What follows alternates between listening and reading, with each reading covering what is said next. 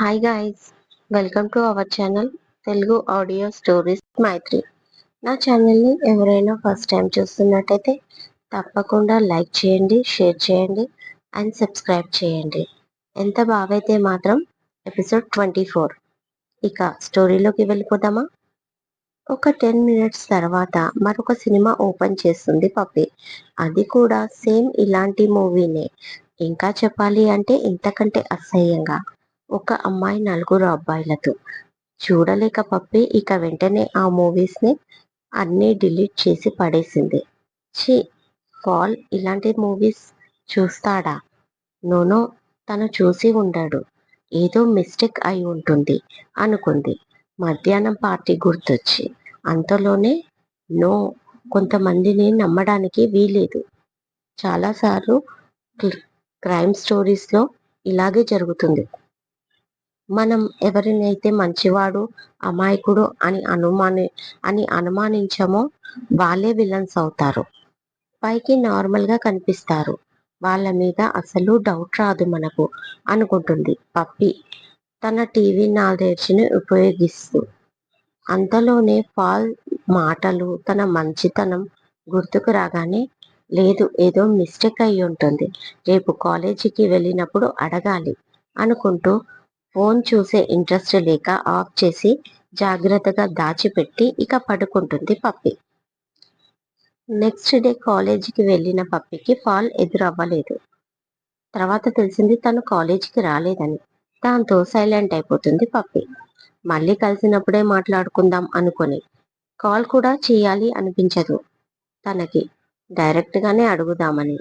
పప్పి friends అందరూ college university ఉంది కదా, షాపింగ్ కి వెళ్దాం అంటారు.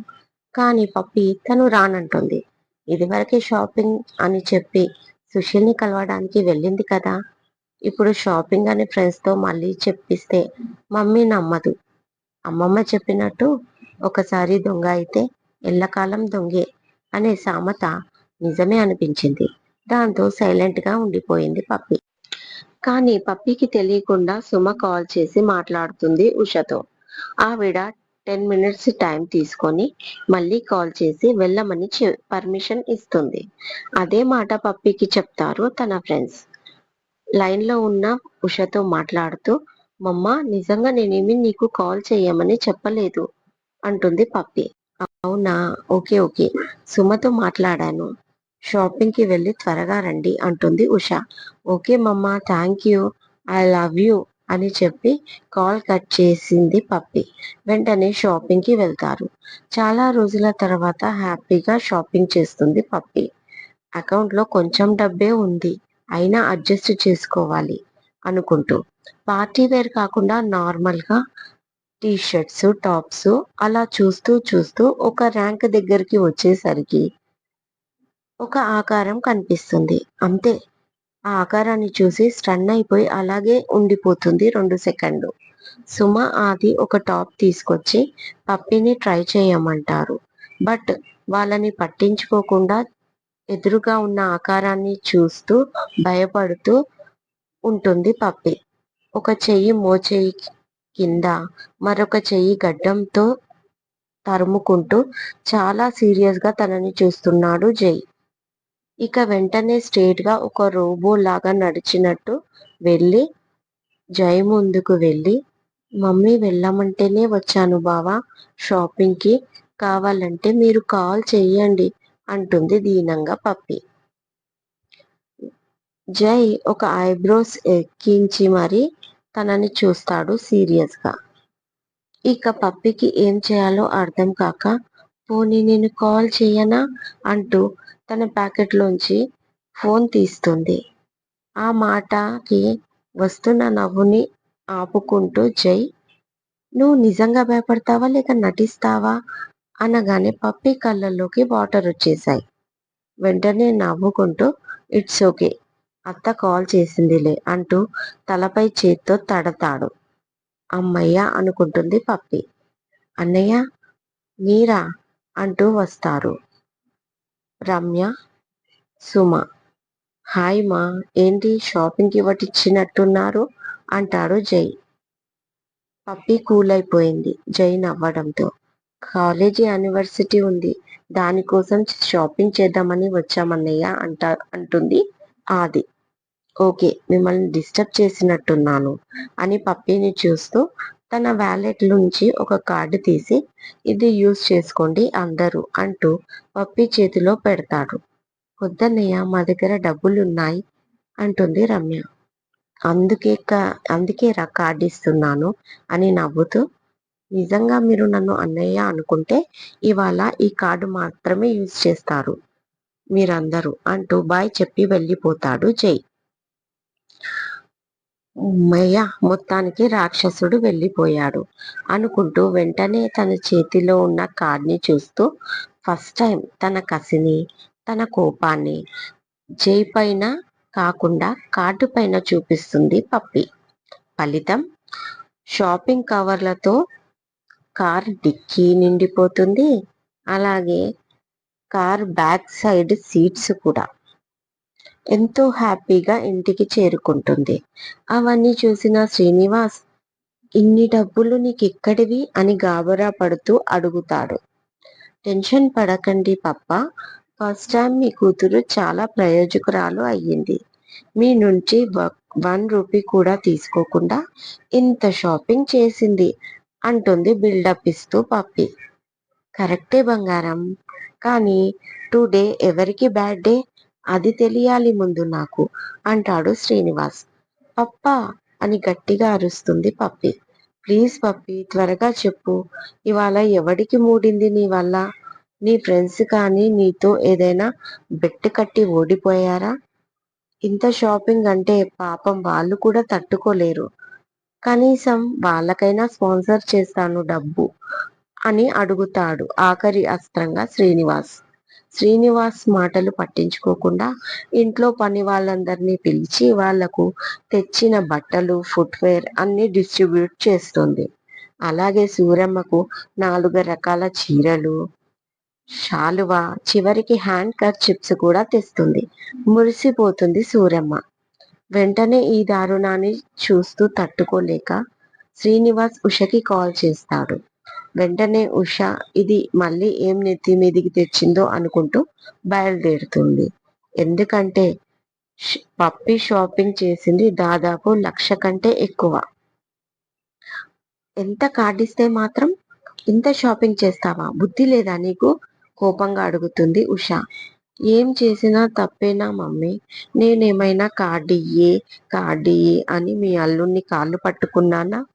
ఆయనే మాల్కి వచ్చి స్టైల్గా తీసిచ్చాడు. అది కూడా నా కోసం కాదులే, వాళ్ళ చెల్లెళ్ళ కోసం అంటుంది పప్పి. జైకి చెల్లెళ్ళ ఎవరు అని అడుగుతాడు శ్రీనివాస్. నా ఫ్రెండ్స్ అందరూ ఆయనకు సిస్టర్, అలా ఆయన ఫిక్స్ అయిపోయాడులే అంటుంది పప్పి.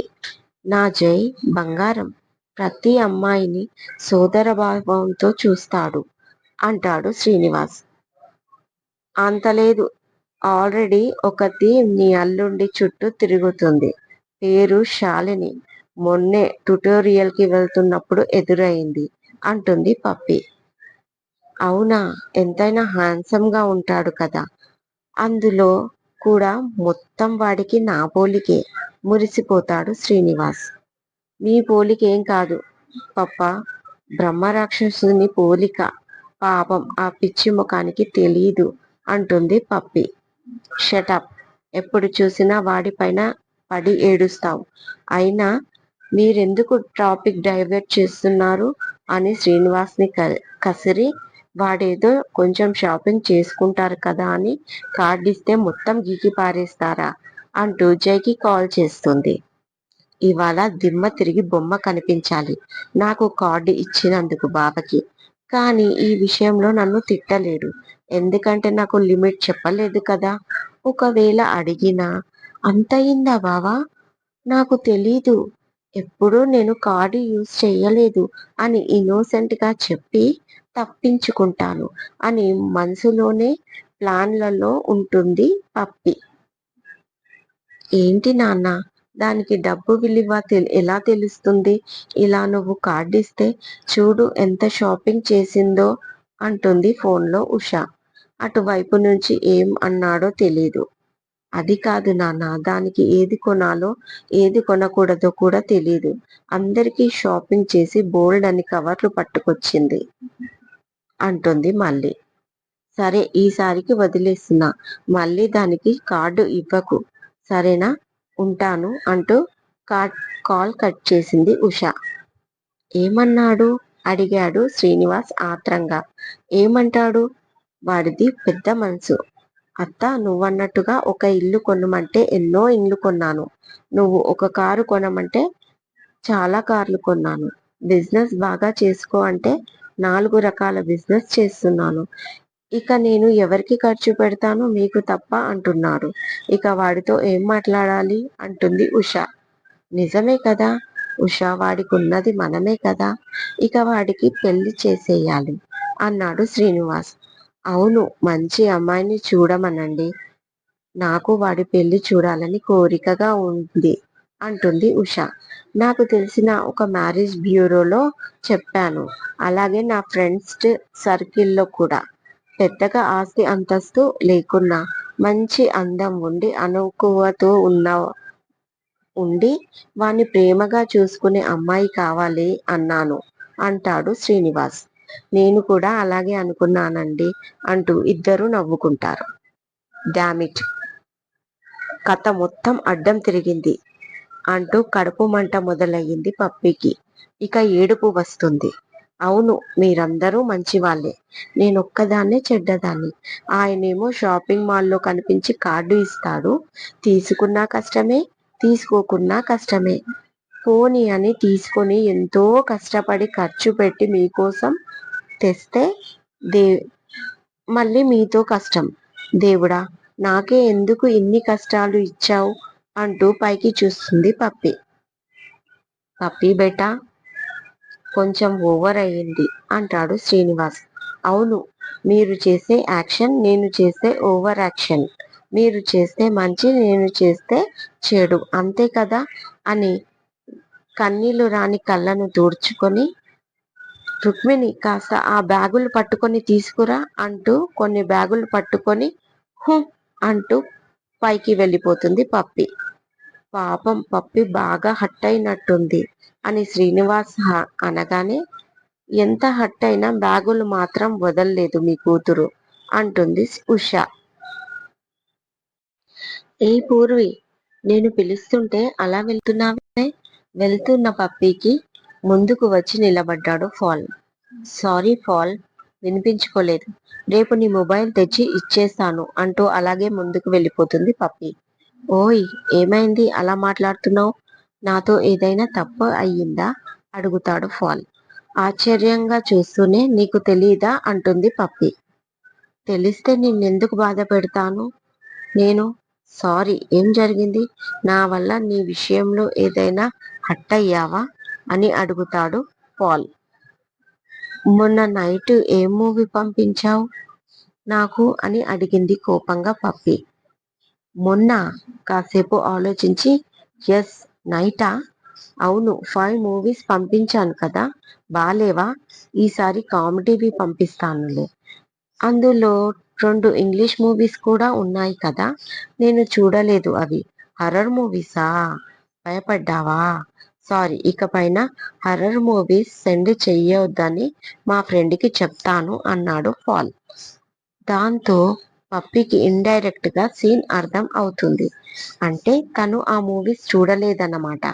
పాపం, అనవసరంగా ఫాల్ ని ఇబ్బంది పెట్టాను అనుకుంటూ, నువ్వు చూడలేదా ఆ మూవీస్ అని అడుగుతుంది మళ్ళీ పప్పి. లేదురా, ఫ్రెండ్ నాకు పంపించాడు. నేను నీకు సెండ్ చేసి డిలీట్ చేశాను. నా ఫోన్లో స్టోరేజ్ తక్కువగా ఉంది అందుకే అంటాడు ఫాల్. ఓ గాడ్, అనవసరంగా ఫాల్ ని తప్పుగా అనుకున్నాను. తన ఫ్రెండ్ చేసిన నిర్వాకమా ఇది అనుకుంటూ, అందులో ఇంగ్లీష్ మూవీస్ అంటూ ఆగిపోయి, నాకు అలాంటి ఆ మూవీస్ నచ్చవు అంటుంది పప్పి. ఓ సారీరా, ఇకపైన నా ఫ్రెండ్ పంపించగానే వాటిని చెక్ చేసి కామెడీ ఉన్న మూవీస్ మాత్రమే నీకు పంపిస్తాను అన్నాడు ఫాల్. ఇదండి ఇవాళ ఎపిసోడ్. మరో మంచి ఎపిసోడ్తో మీ ముందు ఉంటాను. మైత్రి.